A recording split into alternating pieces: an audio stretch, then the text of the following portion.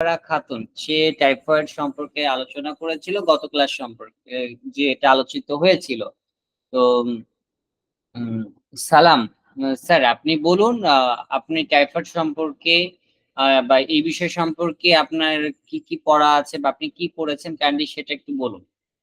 বা আমাদের typhus fever বা টাইফয়েড ফিভার নিয়ে একটু পড়া ছিল, তো আপনি কি এই বিষয়ে পড়েছেন? পড়া থাকলে আপনি কাইন্ডলি একটু বলতে পারেন, বা আপনি আসসালামু আলাইকুম। টাইফয়েড ফিভার সম্পর্কে যা জানেন সেটা বলতে পারেন। হ্যাঁ বলুন। আমি স্যার গত ক্লাসে ছিলাম না, আজ কয়েকদিনে ক্লাস মিস হচ্ছে। তারপর টাইফয়েড সম্পর্কে আপনার কি ধারণা আছে সেটা আপনি বলতেই পারেন। টাইফয়েড জ্বর সম্পর্কে স্যার। হ্যাঁ হ্যাঁ হ্যাঁ, টাইফয়েড জ্বর সম্পর্কে।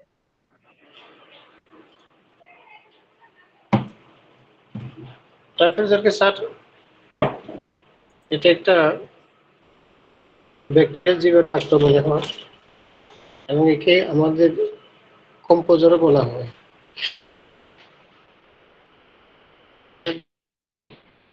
বিরামহীন হয়।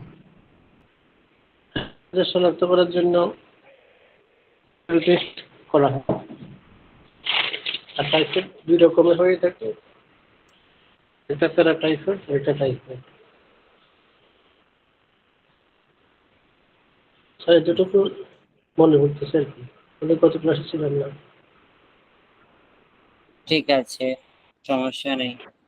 তো মূলত আমরা বেশ কিছু বিষয় নিয়ে আলোচনা করেছি আজকে।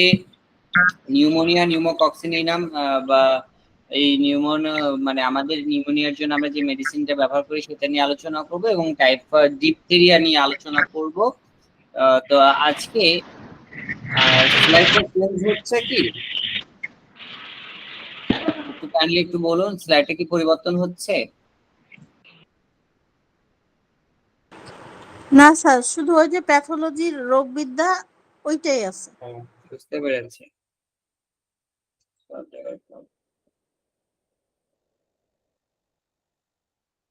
এবার চেঞ্জ হয়েছে? জি হয়েছে। চেঞ্জ হয়েছে? জি স্যার, চেঞ্জ হয়েছে। কি দেখতে পাচ্ছেন? একটা হা করা, মানে একটা মুখের ভেতরের ছবি, মুখ গহ্বরের ছবি।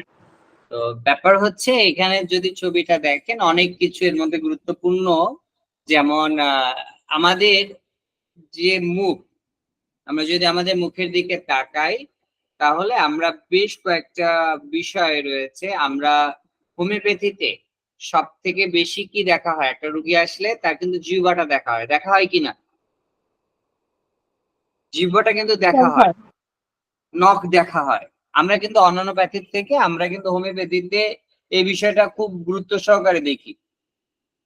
তো জিহ্বা দেখে আমরা কি কি উপলব্ধি করতে পারি, আপনারা কেউ দুজন বলতে পারবেন? স্যার এট ফার্স্ট যখন আমরা জিবাটা দেখি তখন দেখি জিবাটার শুষ্ক আছে না রসালো আছে, জিবাটা পরিষ্কার আছে না অপরিষ্কার আছে, বা তার জিবার মধ্যে কোনো টাইপের ক্ষত আছে কিনা বা নেই সেটা, বা জিভার যে দাঁতের একটা ছাপ দেখা যায় সেটা আছে কি না আছে। এমনকি স্যার এইটুক মানে এট ফার্স্ট একটু খুললে বোঝা যায় না, স্মেলটাও আমরা অনেক সময় না চাইতেও চলে আসে এইটুক। হ্যাঁ, তো এখানে এই ছবি দেখে আপনি কি বুঝতেছেন বা কি বোঝা যাচ্ছে একটু কাইন্ডলি বলবেন? স্যার ছবিটা দেখে মনে হচ্ছে ইনফেক্টেড, মানে এটা নর্মাল না, কারণ তার মুখে জিবাই হচ্ছে এক টাইপের সাদা প্রলেপ পড়ে আছে, এমনকি তার হচ্ছে আলাজিবা এবং তার পাশে যেটা আছে সেটাও হচ্ছে ইনফেক্টেড হয়েছে এবং মানে একটু ক্ষত, অ্যাবনর্মাল সামথিং।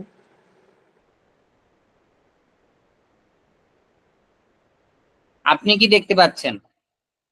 সালাম স্যার, আপনি বলুন।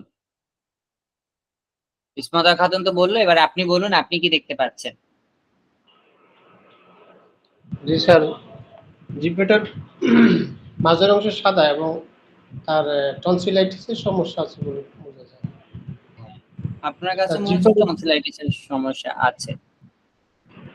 তো এই বিষয়টা যেটা আমাদের গলার বেশ কয়েকটা ছবি আমি ক্লাস শেষে আবার পুনরায় আপনাদের দেখাবো।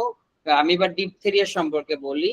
তাহলে আমার মূল আলোচনার বিষয়টা আলোচনা করার পরে টনসিলাইটিস, ল্যারিঞ্জাইটিস, ডিপথেরিয়া এই বিষয়গুলো যখন ছবিতে দেখবেন পাশাপাশি, তখন আপনি সহজে বুঝতে পারবেন। এবার ডিপথেরিয়া কিন্তু একটি প্রচুর পরিমাণে, মানে খুব ভয়াবহ আকারে সংক্রমণ ঘটায়, সংক্রমিত হয়। এটা একটা মানব দেহের জন্য শ্বাসযন্ত্র বা শ্বসন তন্ত্রের এক ধরনের সংক্রমক জাতীয় রোগ বা সংক্রমণ জনিত রোগ। এটা সাধারণত শিশুদের ভিতরে বেশি দেখা যায়। এটা ব্যাকটেরিয়ার কারণে সৃষ্টি হয়ে থাকে। এটা গলা এবং উপরের শ্বাসনালীতে সংক্রমণ ঘটায়। এইটা হচ্ছে আমরা ডিপথেরিয়া সম্পর্কে জানি। তো এর জন্য একটা ব্যাকটেরিয়া দায়ী রয়েছে। ব্যাকটেরিয়াটার নাম কি কেউ বলতে পারবেন?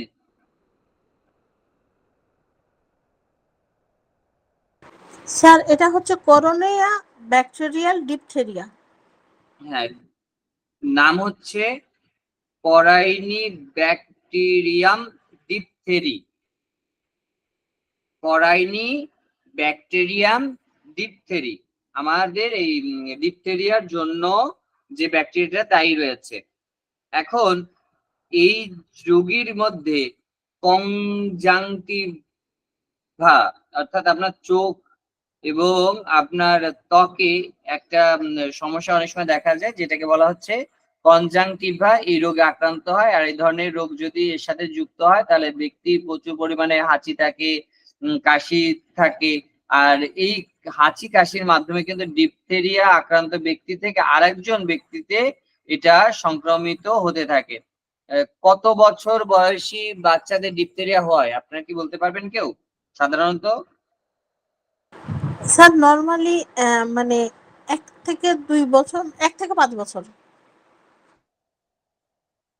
ঠিক আছে, আপনি যেটা বলেছেন অনেকটাই ঠিক আছে। সাধারণত 5 বছর কম বেশি শিশু এবং 60 বছরের অধিক বয়সী মানুষ এই রোগে আক্রান্ত হয়। ডিপথেরিয়া যেমন বাচ্চাদের আক্রান্ত করে, তদ্রূপ 60-এর বয়স বেশি হয়ে গেলেও কিন্তু ডিপথেরিয়া আক্রান্ত হয়ে থাকে। আর ডিপথেরিয়া যখন সংক্রমণিত হয় একজন ব্যক্তি, 2 থেকে 5 দিনের মধ্যে এদের লক্ষণ শরীরে প্রকাশ পায়। এখন এদের শরীরে যখন এই রোগটা সংক্রমিত হয় তখন কিছু লক্ষণ দেখা যায়। সেই লক্ষণগুলোর মধ্যে স্বাভাবিকভাবে দেখেন গলা ব্যথা করে, যেহেতু গলায় সমস্যা, গলা ব্যথা থাকবে, এটা কমন। জ্বর থাকে, শ্বাসকষ্ট থাকে, গলায় সাদা বা ধূসর ভাব থাকে। অনেকে আপনার মনে করতে পারেন এন্টিম ক্রুডের যেরকম জিহ্বা থাকে ঠিক সেরকম থাকে। গলা ফোলা থাকে, ঘাড়ের গ্রন্থি ফোলা থাকে। তারপরে আপনার ডিপথেরিয়ার জন্য একটা টিকা দেওয়া হয়। টিকাটা কি কেউ বলতে পারবেন? নাম কি? ডিপিটি। টিকাটার নাম হচ্ছে ডিপিটি। এখন ডিপথেরিয়া যদি হয় তাহলে আমরা কি করা হয়? চিকিৎসা করব। চিকিৎসার জন্য আপনার মডার্ন মেডিসিন যারা আছে তারা কি করে? সংক্রমণ নিয়ন্ত্রণ করার জন্য অ্যান্টিবায়োটিক দেয়। এটাই কিন্তু তাদের ট্রিটমেন্ট। আর হোমিওপ্যাথিতে কিন্তু আমাদের অনেক ওষুধ রয়েছে। তার মধ্যে সবথেকে গুরুত্বপূর্ণ ওষুধ হচ্ছে ডিপথেরিনাম। ডিপথেরিয়ার জন্য আমরা যে ওষুধটা প্রয়োগ করি সেটা হচ্ছে কি? ডিপথেরিনাম। এখন ডিপথেরিয়া হতে গেলে আপনার প্রথমে আমরা কয়েকটা বিষয় দেখব। তার কজ, কেন হলো বা কি কারণে হলো। এরপরে হচ্ছে ডায়াগনোসিস, আমাদের এটা ডায়াগনোসিস করতে হবে। এরপর ট্রিটমেন্ট, তারপর প্রিভেনশন। এখন কজ কি? কজটা একটু আগে আলোচনা করেছি, ব্যাকটেরিয়া। এখন আমরা যখন হোমিওপ্যাথি পড়ছি, আমরা হোমিওপ্যাথি পড়াতে আমরা অর্গান অফ মেডিসিন যখন করি, অর্গান অফ মেডিসিনের 81 নম্বর এফিওরিজমে আমাদের ডক্টর স্যামুয়েল হ্যানিম্যান কি বলেছেন? শত সহস্র প্রজন্ম ধরে আমরা কি জেনারেশন আফটার জেনারেশন আমাদের যদি ট্রিটমেন্টটা ম্যাল ট্রিটমেন্টের ফলে আমরা মায়োজমেটিক রোগে ভুগছি, তাই না? মায়োজম অর্থাৎ চিররোগ। এই যে মায়াজম, এই মায়াজম যদি কারোর মধ্যে থাকে, যদি তার মধ্যে টিউবারকুলার মায়াজম থাকে, বিষয়টা খুবই গুরুত্বপূর্ণ। যদি আপনার টিউবারকুলার মায়াজম থাকে, তাদের মধ্যে যদি ডিপথেরিয়ার জীবাণু যদি সংক্রমিত হয় তাহলে সে কিন্তু খুব দ্রুত প্রভাবিত হয় এবং অসুস্থ হয়ে পড়ে। তাহলে আমরা কি জানলাম? তার মায়াজমেটিক কন্ডিশন জানলাম, মূল কারণটা জানলাম। এটা হচ্ছে মূল কারণ। এরপর লক্ষণ আমি আলোচনা করেছি। কি কি লক্ষণ বলেছি একজন বলুন। কেবল বললাম জ্বর থাকে, শরীর ঠান্ডা হয়ে যায়, ঘাড়ের গ্রন্থি ফুলে যায়, কাশি থাকে, গলা ব্যথা থাকে, অনেক সময় কিন্তু গলার অংশটা নীল নীল ভাব হতে পারে, বা তারপরে মুখ দিয়ে লালা ঝরতে পারে, এই লক্ষণগুলো কিন্তু থাকে। এরপরে তার আরো কিছু সমস্যা দেখা দিতে পারে। তার মধ্যে তার বুকে ব্যথা, মস্তিষ্কে প্রবলেম, কিডনি বা ইত্যাদি সমস্যা দেখা দেয়। অনেক সময় এদের কার্যক্ষমতা কমে আসে। মানে কিডনির যে কার্যকর মানে কাজ রয়েছে সেটা অনেকটা কিন্তু কি হয় মন্থর গতি হয়ে যায়। ডিপথেরিয়া যদি আক্রান্ত করে। তখন অনেক সময় কিন্তু ডিপথেরিয়ার জন্য যে ডিপিটি যে টিকাটা দেয় অনেক দেশে কিন্তু বুস্টার ডোজ অন্যান্য টিকার মতন কিন্তু ডিপিটি ভ্যাকসিন দেওয়া হয়। তো এই ডিপথেরিয়ার জন্য যে ভ্যাকসিনটা দেওয়া হয় ডিপিটি, এটা কিন্তু ধনুষ্টঙ্কর, হুপিং কাশি, রোগ প্রতিরোধ ক্ষমতাও মানে বৃদ্ধি করে। অর্থাৎ শুধুমাত্র ডিপথেরিয়া না, তাহলে ডিপিটি টিকা দিলে তাদের কথা অনুসারে কি করতেছে ধনুষ্টঙ্কর এবং হুপিং কাশি এই রোগ প্রতিরোধ ক্ষমতা জন্মাচ্ছে। কিন্তু আপনি জানেন আপনি একজন হোমিওপ্যাথিক ফিজিশিয়ান, আপনি যখন সঠিকভাবে হোমিও চিকিৎসা দিবেন, আপনি যদি ম্যাজমেটিক চিন্তা করে যদি তাকে সঠিক চিকিৎসা প্রদান করতে পারেন, মায়াজমকে চিন্তা করে যদি টিউবারকুলার মায়াজমের জন্য যদি আপনি সেটা রোধ করতে পারেন, আপনার এই ধরনের শুধু হুপিং কাশি না, এর যতগুলো রেজাল্ট অফ দ্য ডিজিজ, অর্থাৎ বর্তমান যে রোগগুলো আমরা দেখছি, শ্বাস সংক্রান্ত রোগ, অ্যালার্জি সংক্রান্ত রোগ, এই সকল রোগই কি হবে নিয়ন্ত্রণ হয়ে যাবে।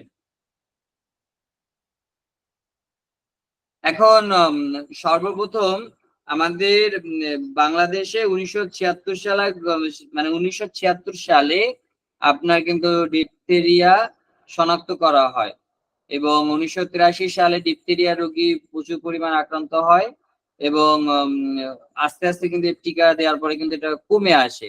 এবং কিছুদিন আগে যখন রোহিঙ্গা যে আপনার শিবির করা হলো, ওইখানে আবার পুনরায় ডিপথেরিয়ার আক্রান্ত রোগী আক্রান্ত হয়। প্রায় ওখানে 4000 বেশি রোহিঙ্গা আক্রান্ত হয়েছিল। এর মাঝখানে কিন্তু বাংলাদেশে ডিপথেরিয়ার তেমন কোনো প্রাদুর্ভাবের ইতিহাস পাওয়া যায় না। তাহলে আমরা ডায়াগনোসিস যদি করতে হয় ডিপথেরিয়া, তাহলে আমরা সেখানে কি কি পরীক্ষা দিব? প্রথমত ডিপথেরিয়া হলে আমরা রক্তে সিবিসিটা দিব, এটা কমন। ডিপথেরিয়া হোক আর যাই হোক আমরা সিবিসি দিব। সিবিসিটা দেওয়া হবে। সিবিসি দেওয়ার পরে আপনার তার জ্বরেরটা মাপতে হবে এবং তার অন্যান্য লক্ষণের সাথে মিলাতে হবে। যদি মিলানোর পরে আমার ডিপথেরিয়ার জন্য এই মুহূর্তে আমার আলাদা পরীক্ষাটা মনে আসছে না, আপনার মনে আসলে আমি বলে দিব। কারণ ডিপথেরিয়ার রোগের জন্য সম্ভবত করোনারি ব্যাকটেরিয়াম ডিপথেরিয়া, তো এই যে এই ডিপথেরিয়ার জন্য আলাদা হয়তো বা কোনো স্পেসিফিক পরীক্ষা রয়েছে, সেটা আপনাকে দিতে হবে। সাথে আপনি রক্ত পরীক্ষা দিচ্ছেন, তার যদি প্রস্রাবের যদি কোনো প্রবলেম হয় তাহলে আপনি একটা ইউরিন আরই বা সিইউসি এটা দিতে পারেন, কমপ্লিট ইউরিন কাউন্ট। এই তিনটা পরীক্ষা আপনি দিতে পারেন। এই তিনটা দিলে মোটামুটি তার পরীক্ষার রিপোর্টটা চলে আসলে আপনি ট্রিটমেন্ট শুরু করতে পারবেন। এই পর্যন্ত কি বোঝা গেছে? জি স্যার, লাস্ট কি বললেন সিবিসি জ্বর মাপতে হবে এবং আরেকটা বলেছেন? না, আপনার যে কোনো পরীক্ষা হলে আপনি সিবিসি কমন এই পরীক্ষাটা দিবেন, ঠিক আছে? আর হচ্ছে প্রস্রাবের জন্য একটা ইউরিন আরই, R/E বা R/M/E, RME অথবা সিইউসি, কমপ্লিট ইউরিন কাউন্ট। এই পরীক্ষা দুইটা আপনি কমন দিবেন। কেন? এই দুইটা পরীক্ষা দিলে আপনার যে সমস্যাগুলো যদি থাকে তাহলে এখানে খুব সহজে ধরা পড়বে। তো আমি যে বিষয়গুলো এখন আলোচনা করেছি আপনি একটু বলুন তো, আমি কোন কোন বিষয়টা একটু বর্ণনা করেছি আপনি বলুন। স্যার, ডিপথেরিয়াতে আমরা কি কি দিব? আমরা ডিপথেরিয়ালে এট ফার্স্ট যে টিকাটা হচ্ছে সেটা হচ্ছে টিবিটি। এই টিকাটা নর্মালি দেওয়া হয় ডিপথেরিয়ার মানে অ্যান্টিভাইরাস হিসাবে বা টিকা হিসাবে।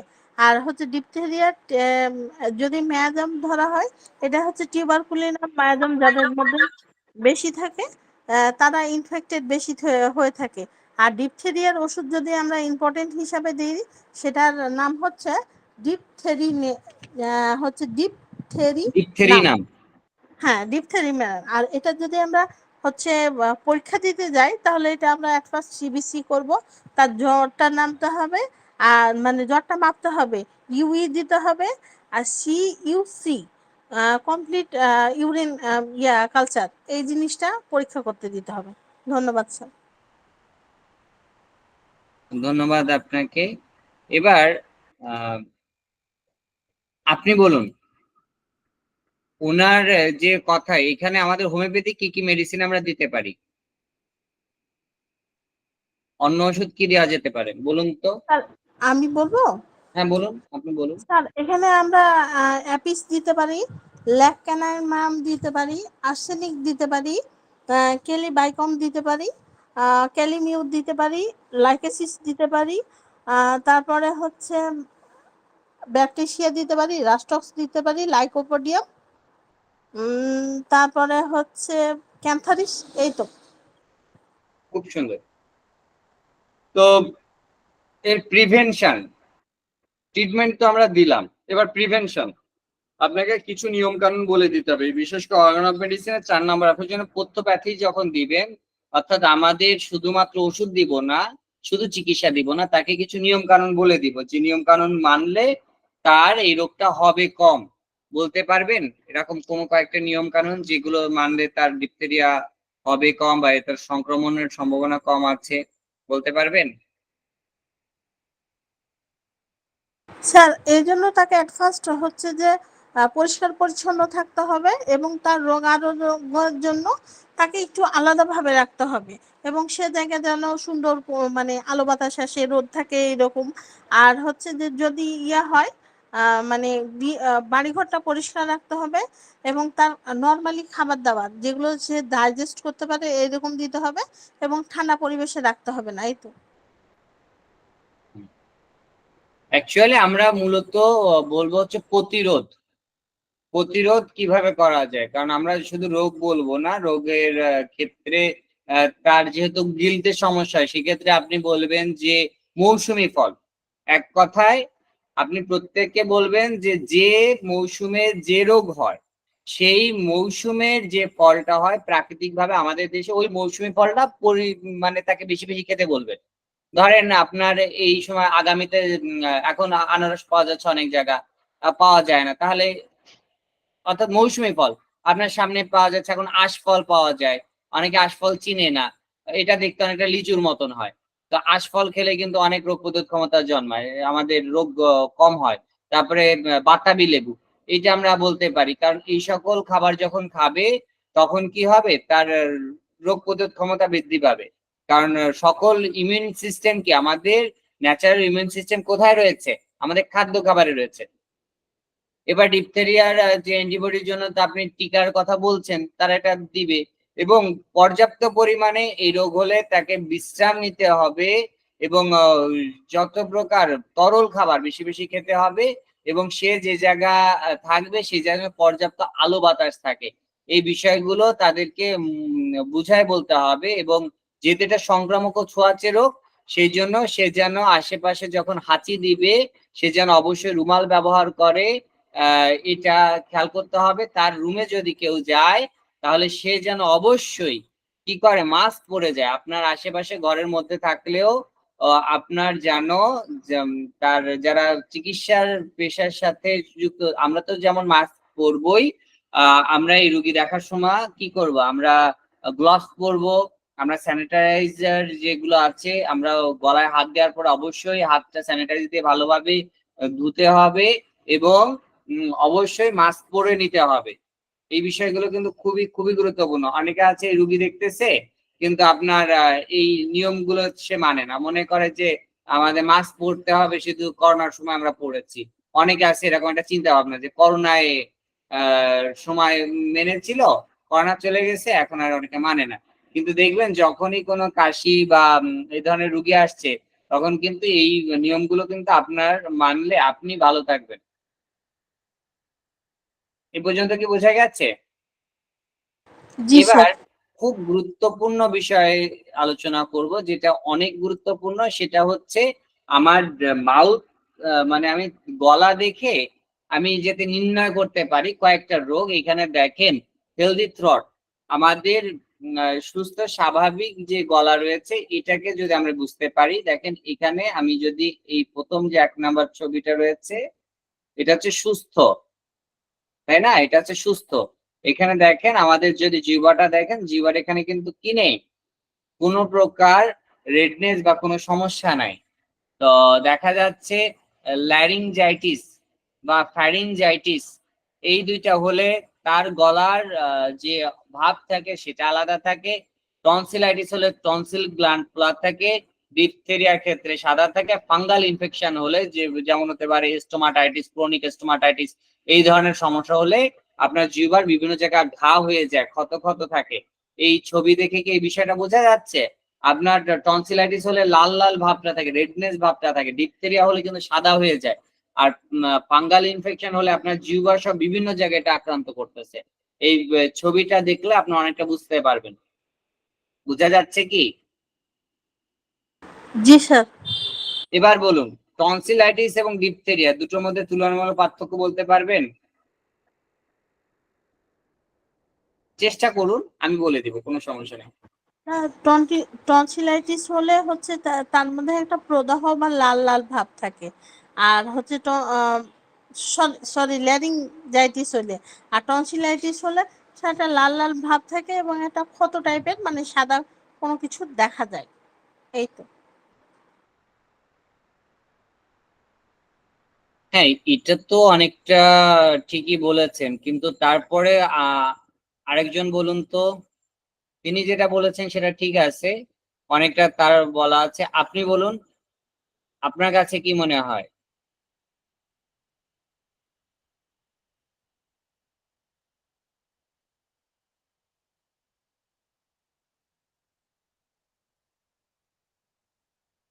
স্যার দুইটার মধ্যে হচ্ছে প্রদাহ থাকবে, মানে একটা জ্বালা পোড়া ভাব বা ব্যথা এই টাইপের থাকবে।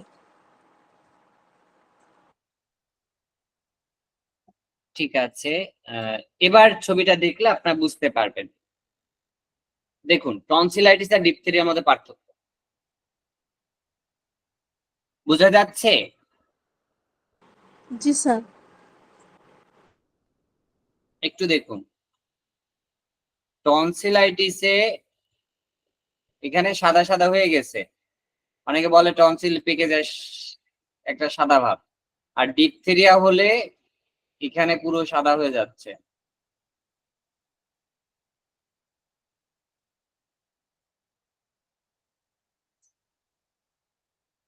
দুটো পার্থক্য দেখেছেন?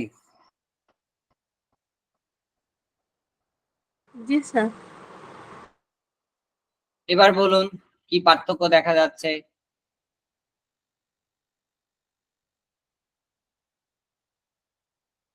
স্যার ডিপথেরিয়া না, টনসিলাইটিসে দেখা যাচ্ছে যে তার দুই দিকে ইয়া হয়েছে, আম, কি বলে, ক্ষত সৃষ্টি হয়েছে, আর মনে হচ্ছে যে আলাজিবাটা আটকে যাচ্ছে, মানে কণ্ঠস্বরটা আটকে যাবে এরকম। আর হচ্ছে ডিপথেরিয়ার মধ্যে হচ্ছে স্যার একদিকে হয়েছে, এবং সেটা হচ্ছে অনেকটা সামনের দিকে এবং পিছনের দিকে আগায় গেছে ক্ষতটা। তো সাদা অংশটা দেখেন, আপনি একটু খেয়াল করেন, সাদা অংশটা খুবই খুবই গুরুত্বপূর্ণ। ডিপথেরিয়ার যে সাদা অংশ, এই জিনিসটা কিন্তু বেশ গুরুত্বপূর্ণ।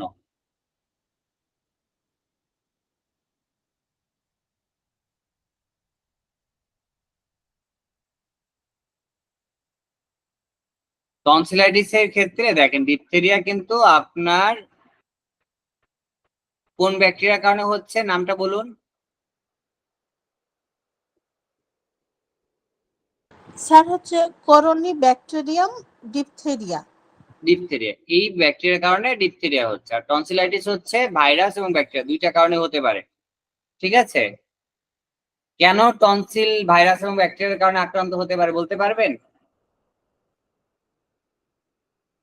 আমি বলবো, সমস্যা নেই। তো এখন ডিপথেরিয়া এবং টনসিলাইটিস এর যে পার্থক্য আমি একটু আলোচনা করি। প্রথমত ডিপথেরিয়ায় হালকা থেকে তীব্র জ্বর থাকে, জ্বরের যে অবস্থা, এবং টনসিলাইটিস এর ক্ষেত্রে কিন্তু আপনার লক্ষণগুলো আগে বুঝলে আপনি বুঝতে পারবেন। টনসিলাইটিসেও হালকা থেকে তীব্র জ্বর থাকে, ডিপথেরিয়া তীব্র শ্বাস প্রশ্বাস নেওয়ার সময় তার গলা ব্যথা হয়। আর টনসিলাইটিসের ক্ষেত্রে হচ্ছে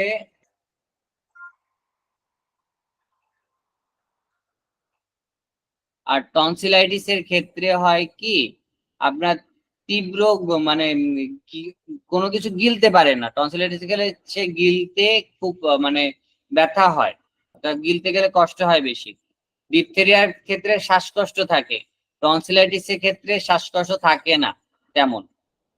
এবং ডিপথেরিয়ার রোগীর ক্ষেত্রে কিন্তু শ্বাস প্রশ্বাস নেওয়ার সময় শব্দ হয়, যেমন শা শব্দ হয়, এটা থাকে। তারপরে ডিপথেরিয়ার সাথে সর্দি থাকে, শ্লেষ্মা থাকে, আপনার মুখ দিয়ে লালা ঝরে।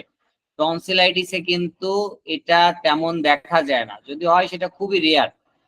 ডিপথেরিয়ার সময় কিন্তু তার শুষ্ক কাশি থাকে, আর টনসিলাইটিসের ক্ষেত্রে কাশি থাকতেও পারে, নাও থাকতে পারে। ডিপথেরিয়ার ক্ষেত্রে আপনার লসিকা গ্রন্থি ফুলে যায়, টনসিলাইটিসের ক্ষেত্রেও লসিকা গ্রন্থি ফুলে যায়। আপনার ডিপথেরিয়ার ক্ষেত্রে আপনার উপরের যে অংশটা, ওইটার একটা লেপ, একটা সাদা আবরণ থাকে। টনসিলাইটিসের ক্ষেত্রে উপরের অংশে সাদা আবরণটা থাকে না, যেটা এখানে দেখতে পাচ্ছেন। এই যে সাদা অংশটা এখানে ডিপথেরিয়ায় থাকে, কিন্তু এখানে থাকে না, এখানে কোনো সাদা অংশ নেই। বোঝা যাচ্ছে কি? জি স্যার। তাহলে দুই জায়গার ট্রিটমেন্ট, আমাদের যেহেতু লক্ষণ সাদৃশ্যে আমরা চিকিৎসা করি, লক্ষণ সাদৃশ্যে সেটা অ্যাকোনাইট হতে পারে, লক্ষণ সাদৃশ্যে বেলোডোনা হতে পারে, লক্ষণ সাদৃশ্যে আপনার যে কোনো মেডিসিনে আসতে পারে। কিন্তু আমরা স্পেসিফিক টনসিলের জন্য আমরা কিছু ওষুধ ব্যবহার করতে পারি, যে প্যারোটিড গ্ল্যান্ডের সমস্যা, প্যারোটিড নাম ব্যবহার করা হয়ে থাকে। টনসিলাইটিসের জন্য বর্তমান টনসিলিন নামও ব্যবহৃত হয়, অনেক জায়গায় আছে, কিছু কিছু স্পেসিফিক অনেক মেডিসিন নিয়ে বিভিন্ন গবেষণা চলছে। তো এই লেটেস্ট গবেষণাগুলো আমরা জানবো, সাথে আমরা যে পরীক্ষাগুলো আছে সেই পরীক্ষাগুলো করতে দিব। এইগুলো যখন আমরা করতে দিব, তাহলে কিন্তু আস্তে আস্তে আস্তে আস্তে আমাদের এই বিষয়ে খুব একটা ভালো কি হবে, অভিজ্ঞতা তৈরি হবে। তো এই বিষয়টা আমি যতটুকু আলোচনা করেছি, এখানে যদি কারো কোনো প্রশ্ন থাকে আপনারা করতে পারেন। এখানে কি আর কারো প্রশ্ন আছে কোনো? স্যার তাহলে আমরা হচ্ছে যে ডিপথেরিয়ায় তো টেস্ট বুঝলাম, তাহলে টনসিলের জন্য আমরা কি টেস্ট দিতে পারি? এই তো, আপনি একটা খুব গুরুত্বপূর্ণ কথা বলেছেন। টনসিলের জন্য আমরা কি টেস্ট দিতে পারি? আগে জানতে হবে টনসিলটা কি বা টনসিলের কাজটা কি। বলতে পারবেন টনসিল কি বা টনসিলের কাজটা কি? স্যার এখানে তো হরমোন নিঃসরণ হয়। হরমোন নিঃসরণ হয়, আর দাদা রেকর্ডিং কি অফ করবো? না, আমি 3D মডেল বের করবো, তো আপনি একটু পরে, আপাতত আর একটু জিনিস দেখাই। তারপরে স্যার শুধু টনসিলিয়া হয় না, তারপরে হচ্ছে যে আমাদের বিভিন্ন ওই যে কথা বলা, আরো মানে অনেক কিছু হয়, মনে পড়ছে না। মনে পড়ছে না, তাই তো? স্যার টনসিল হলো প্রথমত একটা আমাদের ইমুন, হ্যাঁ বলুন আপনি বলুন। টনসিল হলো একটা প্রহরীর মতো, এটা বিভিন্ন রোগ জীবাণু থেকে শ্বাসতন্ত্রকে রক্ষা করে। আপনার কথাটা অনেকটা যুক্তিসঙ্গত। আমাদের যে মূল যে বিষয় হোমিওপ্যাথি, যদি আমাদের বুঝতে হয়, আমাদের নার্ভাস সিস্টেম বুঝতে হবে, আমাদের লিম্ফেটিক সিস্টেম বুঝতে হবে, আমাদের যে টোটাল মেকানিজমটাকে যদি বুঝতে হয়, তাহলে আমাদের রোগ প্রতিরোধ ক্ষমতা, অর্থাৎ আমাদের যে ইমিউন সেল, আমাদের বডি সিস্টেম রয়েছে না, আপনাদের রোগ প্রতিরোধ ক্ষমতা আমাদের সব থেকে বেশি। আমাদের প্রথমে একটা খাবার যাই গ্রহণ করা হোক না কেন, যে ভাইরাস ব্যাকটেরিয়াটা আসে, সেই ভাইরাস ব্যাকটেরিয়াকে প্রতিরোধ করে কি? আমাদের টনসিল গ্ল্যান্ড। ঠিক আছে, এটা আমরা ওরাল ক্যাভিটি, আপনি এখানে আমি দেখাই আমাদের ওরাল স্ট্রাকচার, যদি আপনি দেখেন ওরাল ক্যাভিটি, ওরাল ক্যাভিটিতে আমাদের কি গলা, এটা দেখা যাচ্ছে? জি স্যার। এর মধ্যে টনসিল গ্ল্যান্ড কই বলেন তো?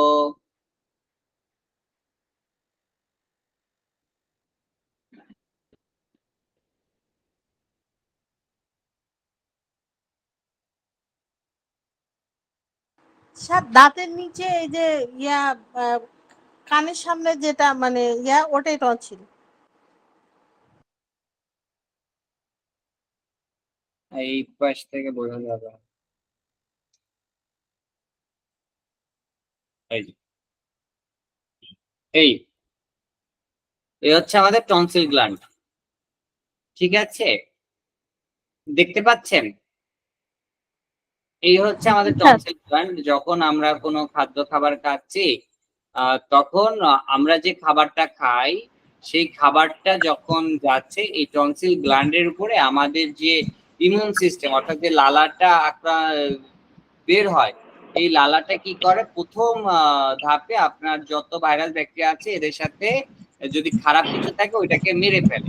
এখন যেহেতু ভাইরাস ব্যাকটেরিয়া কিন্তু প্রথমে সংক্রমিত হচ্ছে, আপনি যখন খাবার খাচ্ছেন সেটা প্রথমে আপনি পানি খান বা যে কোনো খাবার খান সেটা কোথায় আক্রান্ত হয়? গলা হয়ে তো ভিতরে যায় নাকি? ওরাল ক্যাভিটি হয়ে তো আমাদের ভিতরে যাচ্ছে, তাই না? তাহলে আমাদের ওরাল ক্যাভিটি হয়ে যদি ভিতরে যায় তখন আপনারা এর আগের ভিডিও দেখলে আরো ভালো বুঝতে পারবেন।